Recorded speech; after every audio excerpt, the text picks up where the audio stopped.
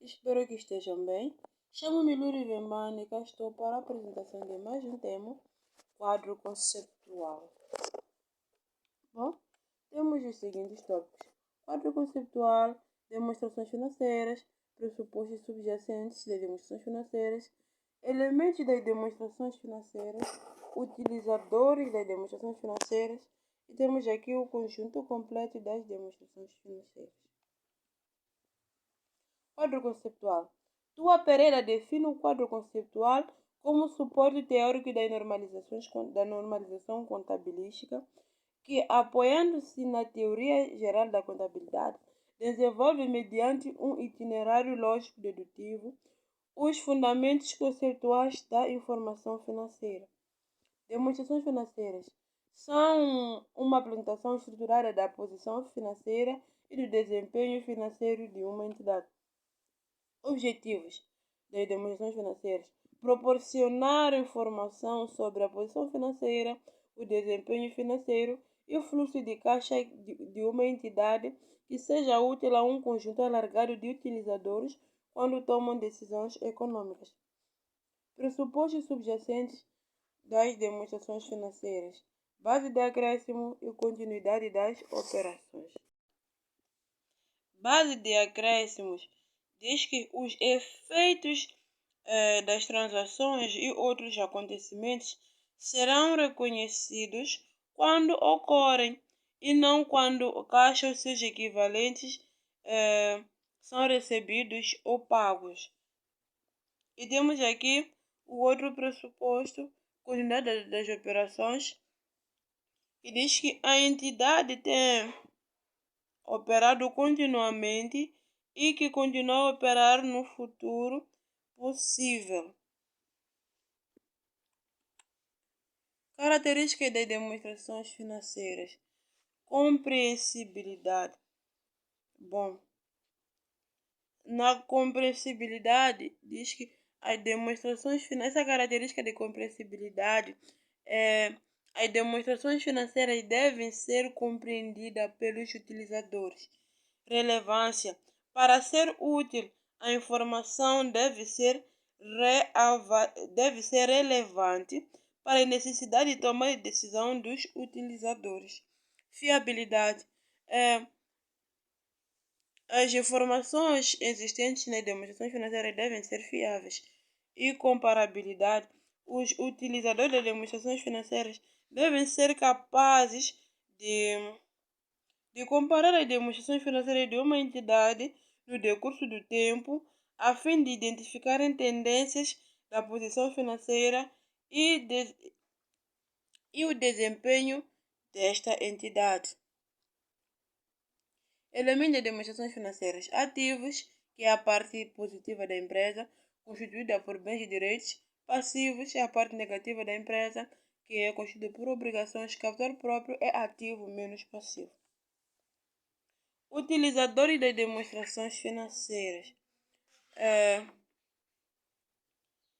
As demonstrações financeiras têm aqui os utilizadores ou stakeholders, aquelas pessoas que têm interesse ou entidades que têm interesse numa entidade. Temos aqui o primeiro interessado, que são os investidores. Os investidores, na verdade, querem saber ou são interessados em saber se vale a pena continuar a investir nessa entidade ou não. Empregados. Os empregados estão interessados em informação sobre a estabilidade e a rentabilidade das entidades para quem trabalham. Financiadores estão interessados em informações que lhes permitam determinar se os empréstimos concedidos e os respectivos juros serão pagos na data do vencimento. Fornecedores estão interessados em informação que lhe permitam avaliar que os montantes que lhes são devidos, neste caso, serão pagos na data do vencimento. Clientes, eles estão interessados com a continuidade, neste caso, de uma entidade. É por isso que eles precisam dessa informação das demonstrações financeiras.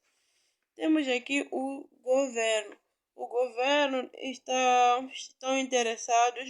interessado na alocação de recursos e, consequentemente, nas atividades das entidades público em geral. As entidades, na verdade, afetam o público em geral de várias formas. Temos aqui o conjunto completo das demonstrações financeiras. O balanço, demonstração de resultados, demonstração de fluxo de caixa, demonstração das variações no capital próprio e notas explicativas. O balanço evidencia a posição financeira em um determinado momento. E o balanço é composto por ativos e passivos de capital próprio. Os ativos, como já dizia, é a parte positiva da empresa, constituída por bens e direitos. E os ativos podem ser ativos não correntes, que têm a duração de médio e longo prazo, por exemplo, uma viatura, um edifício. E temos os ativos correntes que têm a duração de curto prazo, neste caso, os bancos, os clientes, as mercadorias. Os passivos aqui também, como eu dizia antes, que é a parte negativa da empresa. E os passivos são compostos por obrigações, por dívidas que temos a pagar. E os passivos são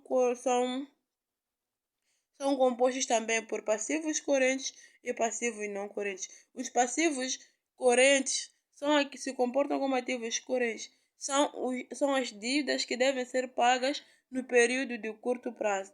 E nos passivos não correntes são aquelas dívidas que devem ser pagas no período de médio e longo prazo. E o capital próprio é ativo menos o passivo. Temos aqui o exemplo de um balanço. Temos as demonstrações de resultados. As demonstrações de resultados evidenciam o desempenho de uma entidade num determinado período e estão detalhados nesta demonstração financeira os gastos, nesse caso, a parte das diminuições, e os rendimentos, que é a parte dos ganhos, são os benefícios econômicos.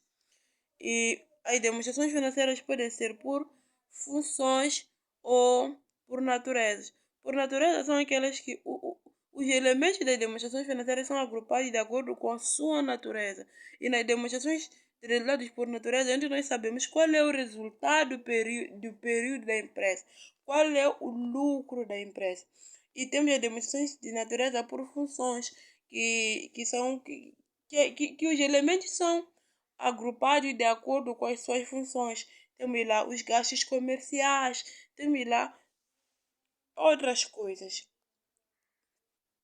E temos aqui outro exemplo de demonstrações financeiras por funções. Temos a demonstração de fluxo de caixa, que evidencia as alterações históricas de caixa e seus equivalentes.